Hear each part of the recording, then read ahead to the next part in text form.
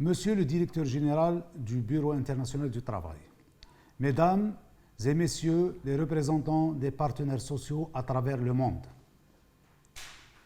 je suis honoré de l'opportunité qui m'est offerte pour m'exprimer aujourd'hui dans le cadre de ce sommet social au nom de mon organisation, l'Union générale des travailleurs algériens, ainsi qu'au nom de la CSI Région arabe, dont je suis vice-président. En premier lieu, je voudrais exprimer ma reconnaissance au Bureau international du travail pour l'organisation de ce forum qui se tient dans un contexte de crise d'une extrême gravité, autant pour la santé publique que pour l'économie globale et pour les droits des travailleurs. Ces mêmes travailleurs qui font face actuellement aux effets néfastes de la récession économique et de ses implications sur l'emploi et sur les conditions du travail et de vie des travailleurs, des travailleuses et de leurs familles. Permettez-moi également de rendre un hommage particulier à notre secrétaire général Sharon Burrow qui a promptement réagi dès les premiers jours de la propagation du coronavirus Covid-19 en engageant un processus de consultation avec tous les affiliés de la CSI en vue de mobiliser le monde du travail pour l'ébauche de réponses possibles pour une sortie de crise qui garantit autant la relance de l'économie que la protection des droits fondamentaux des travailleurs. À la CSI, la Confédération syndicale internationale, nous croyons en l'urgence d'un nouveau contrat social qui est la condition sine qua non nous permettant de regrouper tous les acteurs sociaux sur la base d'une plateforme de résilience à cette crise à travers des programmes d'action qui soient adaptés autant aux réalités qu'aux capacités financières des pays du Nord que ceux du Sud. Comme vous le savez, le XXIe siècle a été celui de la croissance économique et des progrès scientifiques, mais également celui de la défense et de la promotion des droits sociaux. La création de l'OIT, l'Organisation internationale du travail, en 1919 et la mission qui lui a été confiée ont démontré que la justice sociale est le corollaire de la stabilité, la prospérité et de la paix. Pour mettre à jour le contrat social, il est nécessaire que nous tenions compte des besoins de tous, aujourd'hui plus que jamais. Dans ce sens, il importe de restaurer et de renforcer le dialogue social. Le renforcement de l'OIT et de son rôle sont aussi des préalables autant que la coopération internationale dans tous les domaines. Il est à notre sens nécessaire que la stratégie qui sera mise en place en vue de limiter les incidences négatives de cette crise prenne en considération les limites des capacités financières des pays en développement, dont les capacités financières sont clairement insuffisantes pour permettre une sortie de crise sans le soutien, l'engagement et la solidarité active des pays riches.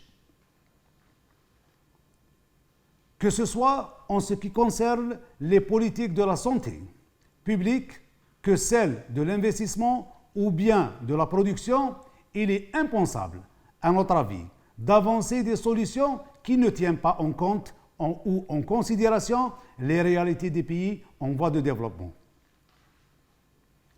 Dans mon pays, l'Algérie, dès l'apparition de la pandémie, sur le territoire national, les pouvoirs publics ont pris en mesures sanitaires dans le but de contenir la propagation de la maladie et ce par un confinement total ou partiel selon les régions.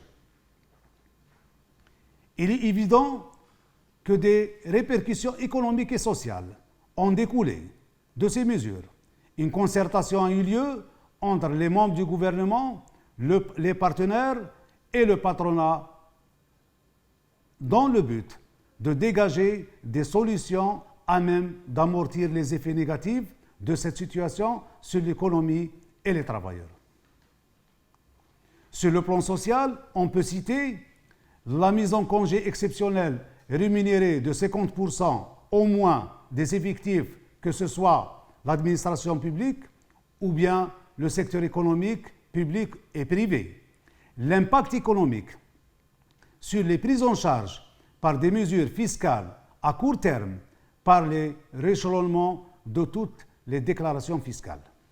Des instructions ont été données aux banques par l'ABEF, l'Association des banques, pour la mise en place d'un crédit non rémunéré en faveur des entreprises qui n'ont pas la trésorerie nécessaire pour la prise en charge des salaires. Ce crédit est bien sûr garanti par le Trésor public.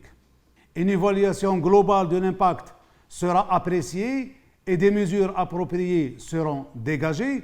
Toutefois, nous ne voulons pas que notre action soit limitée à notre pays et nous sommes engagés dans le cadre de la CSI et région arabe à rechercher avec nos partenaires des solutions régionales et globales. En effet, à quoi bon avoir une politique de la santé qui soit performante quand son propre voisinage est désarmé devant la progression de la pandémie? Aussi, investir dans la production quand les besoins des marchés avoisinants sont en récession.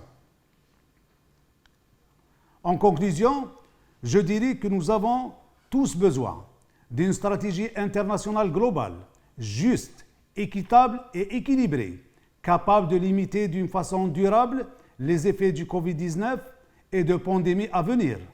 Dans cette perspective, le rôle de l'Organisation internationale du travail est incontournable. Le XXIe siècle aura en effet besoin d'une OIT dotée de moyens appropriés et conséquents pour impulser plus de coopération, d'entraide entre les différentes régions du monde. Je vous remercie, Monsieur le Directeur général du BIT, Mesdames et Messieurs les représentants des partenaires sociaux à travers le monde.